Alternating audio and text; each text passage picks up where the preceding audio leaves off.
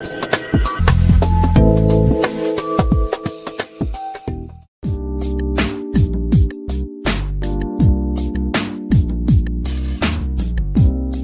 is Marketing Over Coffee with Christopher Penn and John Wall.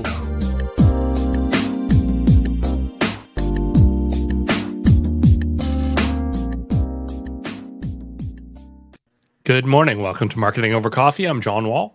I'm Christopher Penn. And we are back here. So it's been a little bit crazy. I tested positive for COVID this week after having gone to a funeral over the weekend. So I don't know, though. Fingers crossed things have not been that bad. It's been like bad allergies for me. So we'll see how this continues to go. But yeah, just what I needed for back to school week and, you know, the fall ramping up. But here we are. Yep. You know, the one thing I keep hoping that schools are implementing better ventilation, because there was a study that came out a couple weeks ago saying that, you know, masks are good, they're important, but if you combine masks with good air filtration, like in this one example they showed in an emergency room, they're able to get like airborne virus counts down to basically zero on because of the essentially like the box fan with the filter, bungee cord strapped to it. It's like not super high tech, but boy does it work. It's good. Well, yeah, and I've got my HEPA filter running in the office here in my lockdown compound. So, and I will be able to report back. I'm already like a season through the new Doctor Who, so we'll have more on that. We've got private social media. We talked about it a little bit a couple weeks ago that you had run some data on Discord and other things, but that actually report dropped and is available. We'll have a link to it for folks.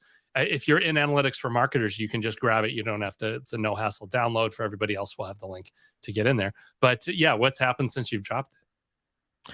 Well, it's not so much what's happened. It's that clearly there's interest in the topic, using services like Slack and Discord, Mattermost, Telegram, Signal, etc., to communicate with your audience in ways that are much more interactive and much more like, chat. Someone pointed out on Twitter this morning that they were saying, Discord and Slack especially look like IRC. So for those folks who have a lot more gray hair like I do, you remember Internet Relay Chat back in the late 90s when IRC servers were all the rage among the super nerds.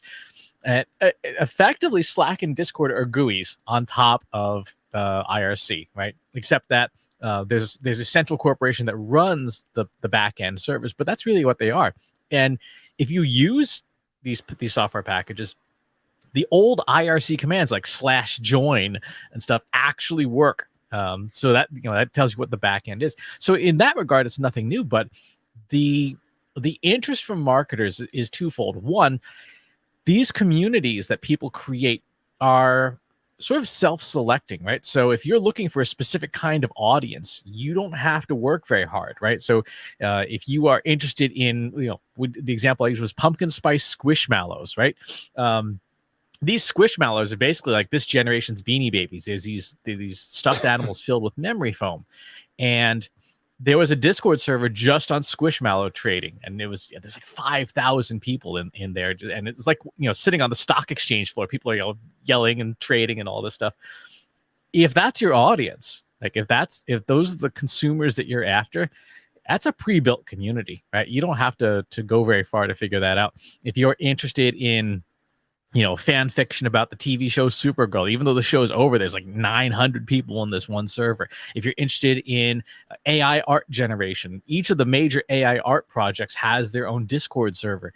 And so for marketers, these communities essentially solve the problem of where do the people go who are interested in this thing. And it gives you some pretty good insights into what's on people's minds, especially because most of them have rules. Most of the communities have rules, like no marketing allowed in here. So you can actually get sort of unfiltered conversation and really get a sense of what's on people's minds. Yeah, I think, chronological feed that doesn't get monkeyed with, no ads, and then that community policing and patrolling, all three of those are just, that seems to be an unbeatable combo compared to so many other social networks out there and where to go with that. So talking about AI images too, you had Stable Diffusion on the list. You've been playing some more with that. What's happening there? So Stable Diffusion, for folks who don't remember, is one of the image generation models that's available to use. OpenAI's DALL-E 2 is probably the one that has the most press and the most excitement about it. There's also Midjourney and a few others.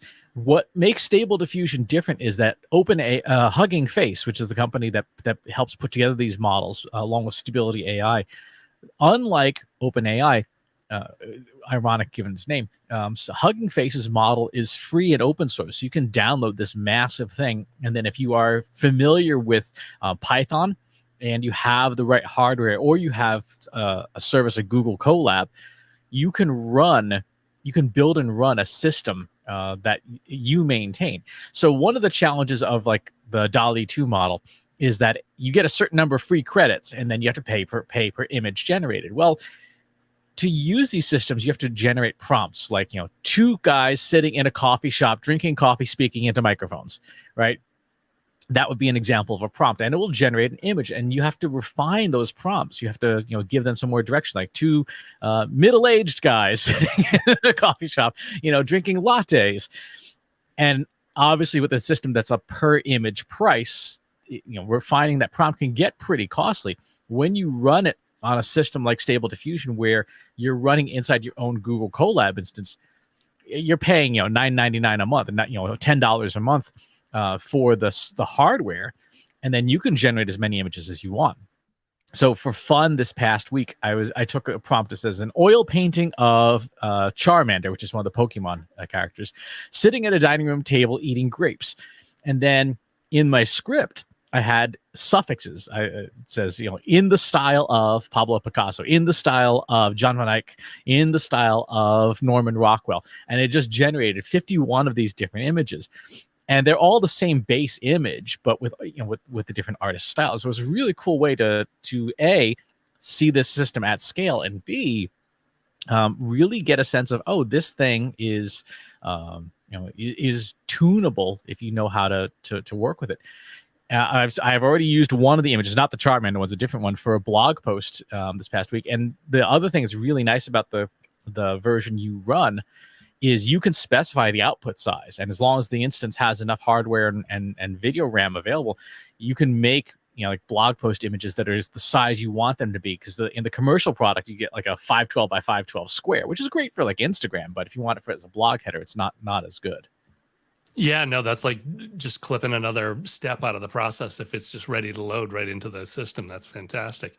It was funny too. I noticed when I was looking at all the artist variants, one of the artists had a pair of Charmander eating together, but the other one didn't. So that was obviously something cued by the art. Like that artist must always do couples eating or whatever. I thought that was Norman Rockwell. Was it really? Oh, okay, so it's the whole family thing. Oh wow, that's fantastic. Well, that's good. Yeah, and I used one last week for the show because they had just a person sitting at a desk doing business, which was perfect. But yeah, if we can get some other ones, that would be fun. We'll go ahead and do that. We have to pause for a second. We just want to thank LinkedIn for their support of Marketing Over Coffee. We've got the normal deal up there. You can get $100 off your first campaign. Just visit linkedin.com/MOC to check that out. And we thank them for their support of the show. Yeah, I've got Search Engine Land reporting that Instagram has increased the filter bubble over there. You've got the ability now to mark stuff that you're not interested in, so that will not show up in your feed as much. But another variant on that too was the ability to select block words, phrases, and emoji. So if there are certain types of politics or other things that you don't want to ever see, you can go ahead and cut that. That's yet another filter bubble thing, making your world a little more smaller and shielded. But that's the way that they're going to improve their feed. But again, that private feed just is too hard to beat. I don't care how much you tweak it, it's not going to get to where you want to go. So you had a rant on trend forecasting. What's that all about? So a lot of companies are starting to offer predictive analytics in their services, their software. And one of the things that concerns me is that it's never disclosed. Like, you ask a company, like, how do you do the forecast? Oh, proprietary, blah, blah, blah, the usual B2B spiel. At no point does anybody reveal the different algorithms and functions that go into it, other than saying, like, we do this, proprietary whatever thing. And that has me really concerned, because if you forecast just sort of naively, like you give an algorithm like an ARIMA algorithm, just a naive set of data, it'll spit out a forecast, but it won't necessarily be correct. And so one of the things that, when I was rebuilding our forecasting software not too long ago, there are statistical tests you can run on your training data, on the data that you're trying to forecast from, to say like, yeah, there's a trend that's forecastable in this data, or no, there's not. Probably the most well-known is the Mann-Kendall test. And again, with a lot of these software packages, they don't say like, yeah, we pre-test the data and let you know, hey, we can't run a forecast on this. There's nothing to forecast. It's like trying to forecast the 2024 presidential election. There's nothing to forecast. Like it's impossible. Trying to forecast, the next hurricane. Again, there's nothing to forecast. And so my concern about a lot of these software packages and these boxed products is folks are not disclosing this is how we do the forecast, because if they did, we might see, under the hood and go, wow, that's actually not how you do that. That's pretty sketchy. Yeah. Well, that's, make sure if you're going to start paying for this stuff, you've got some proof points so you know what you're buying, because you could just kind of get exactly. I mean, for the ones that we use the Mann-Kendall test up front to say like, okay, is this trend forecastable or not? Then we typically do just some basic data cleansing, like normalizing your stuff 0 to 100 and things, so that your trends are not wildly disparate. And then depending on the needs what you're trying to forecast, there's 3 different libraries that I'll use. I'll use Facebook's Prophet. I'll use Facebook's Prophet with XGBoost error correction, which helps take the error residuals and tune the forecast, which is situational depending on the type of data you're working with. Or the one I'm playing with right now is LinkedIn's GrayKite, because LinkedIn open source their forecasting library as well. And so those are like the 3 big libraries. And then, of course, you just put it in a nice, line chart or whatever. But the nice thing about all of those libraries, they're all open source, right? And so it's not a question of hiding the secret sauce. Like, there is no secret sauce. It's 3 different libraries. It's the order in which you do it and how skilled you are. So Jay Baer famously said, having the recipe doesn't make you a chef. So with all of these companies, saying, oh, this is a proprietary software. Well, no, you can give away, the recipe in broad strokes. You don't have to give away the exact measurements. You don't have to give away the model weights, but you should give away enough that someone who knows the space can look at it and go, yeah, you're doing it right, or no, like you're missing these pieces. It's like a cake recipe and there's no flour in the ingredients. Like, what's this cake made of? Sand? Yeah, right now you're going to miss the mark entirely. Well, and it'll be interesting to see too if buyers get to be more, educated and understand what they're getting into. And obviously, nothing serves education better than pain from crummy forecasts, but I'm sure we'll see plenty of that too. Martech reporting that iHeartMedia is going to be over in Fortnite. I thought this was really interesting. They're going to have, they're planning on 20 events this year, and they've built a State Farm sponsored concert stage in there. And Charlie Puth will be out there September 9th at 7 p.m. if you want to see what a virtual show looks like. I was really interested in that they referred to it as the metaverse. They actually said, hey, come see Charlie Puth in the metaverse. But I was like, oh, well, but that's Fortnite. Like, that's not meta related whatsoever. That's an entirely different platform. So it'd be interesting to see if we get a cease and desist on that, or how that's going to work, if that's going to be the latest thing. But it is really interesting, this idea of popular artists jumping on a platform that already has millions of users, and getting in front of them and being able to, quote unquote, perform. And they're talking about things like, as you go to these events, you accrue points, which you can then use towards artist experiences like meet and greets. So, you could actually have a Zoom-like experience with an artist. So, more on that. I think the only bug notice I have is I was on the racetrack and my car got stuck and I couldn't get out, so I had to reboot. So there's some work still to be done, but they're a ways away from launch. So plenty more to go with that. Also in the news, it's funny, we had Podcast Movement was last week, which was one of the biggest podcast shows, events going on. And I managed to check in with Rob Walsh over there. They had a lot of great sessions, but there was interesting, Ben Shapiro actually showed up over there. His company was a sponsor, and they were not aware that he was going to show up, but he did. And then that prompted an apology from the event saying, we apologize for him showing up and being there.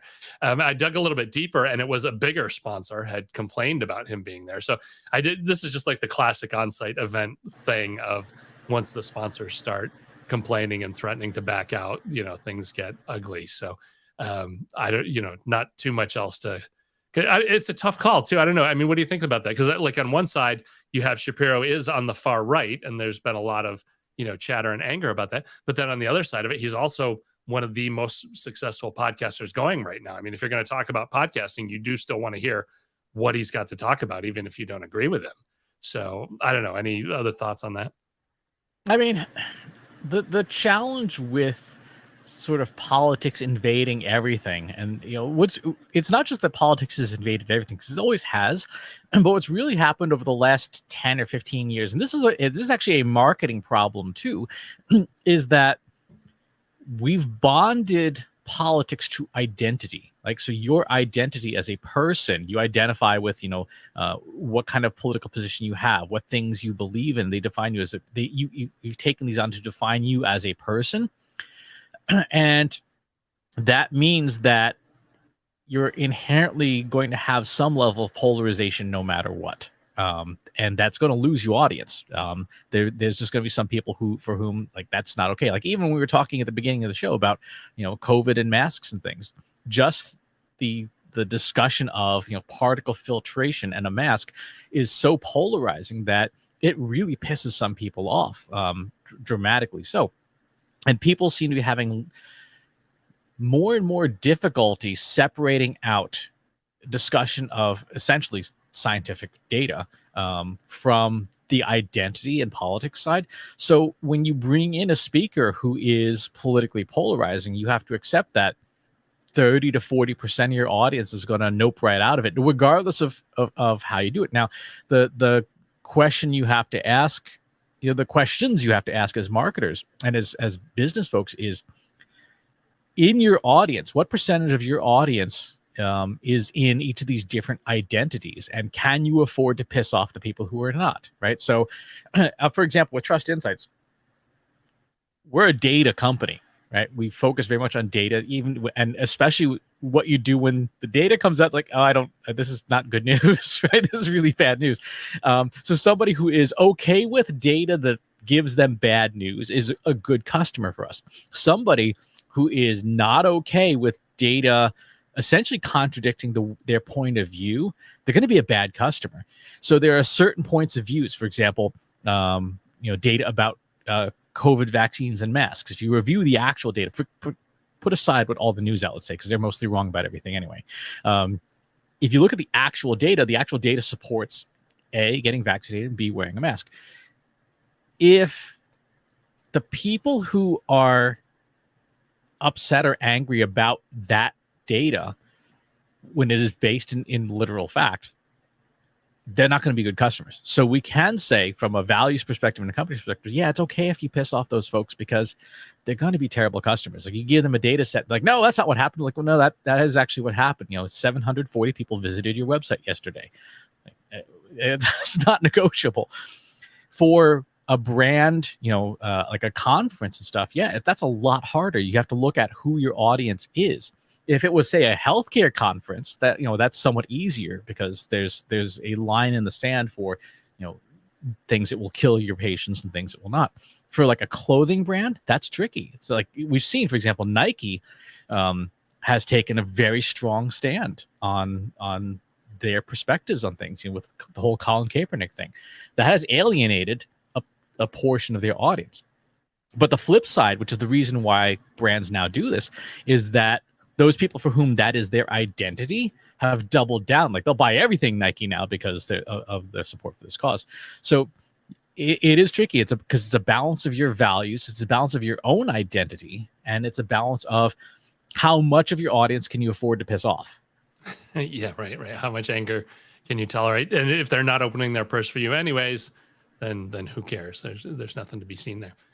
All right, I've got Netflix Games is just on the radar. I've got a link talking about that. It's interesting. They've been doing some gaming stuff for a while, and it's been kind of under the radar because they have, only 2 million downloads of their Stranger Things games, which is, tiny compared to other mobile games and stuff that's in the gaming space that's hot. But I don't know, it does seem like there is a huge opportunity there just based on both the audience and the content they have. So we'll keep an eye on that some more, see if they continue to push on that front. And I've got a link to the Trust Insights Google Analytics 4 marketers training course. That's 35 sessions over 5 hours of video content. You can complete and get your certificate. We'll have a link to that. And of course, if you need more hardcore GA4 work done too, that's always in Trust Insights realm of services, and we can take care of that for you. I don't know. How about for events and stuff? Anything else going on this week? What else is on your radar? Let's see. I'm going to be in the city next week for Inbound. I'm not actually going to the event. I'm having lunch with some folks who are going to be in town for that event. The following week, I will be out in Cleveland, driving back out, the 10-hour drive to do Content Marketing World. So I'm going to be speaking there. If you're going to be there, come up and say hi. Just look for the guy in the really scary mask. That one I'm really looking forward to, again, because I get to haul all my gear with me, and my kids love it when I drive to conferences because there's no limit on the amount of swag I can bring back because I just throw it in the car. I'd have to fit it in the carry-on. And then a few weeks after that, we have the Marketing Profs B2B Forum here in Boston. So Katie and I are going to do an 8-hour workshop on B2B marketing analytics. And then I'm doing a presentation on private social media communities. So that will be sort of a longer version of the talk and stuff. But no, it's shaping up to be a very busy fall, which I'm happy about. Just nice to see that things are slowly resuming their normal pace. That said, wear the best mask available to you. The bonus points if you get some of the really cool ones, like the will.i.am one looks really cool. It's got the battery powered stuff. I saw somebody who had a powered air purifying respirator, like the full faceplate version, which is really cool. I mean, if you are someone, for example, who's immune compromised, that's kind of got to be the way to go. But no, I'm most of these days I'm repping one of our clients. I've got one of our clients' masks on, which is a lot of fun. I have still not figured out how to wire the microphone in for the whole Darth Vader thing yet. Yeah, no, that'll be next on the list. We need to get you able to yell across the room, with amplification. That'll be the real lift there. These are not the droids you're looking for. Yeah, right. What is it? I find your lack of faith disturbing. Lack of faith disturbing. That is what we will wrap up with today. Assuming I don't get sicker and test clean, I will be over at Inbound. So if you're going to be there, give me a yell and we can catch up there. Otherwise, that'll do it for this week. So until next week, enjoy the coffee. Enjoy the coffee.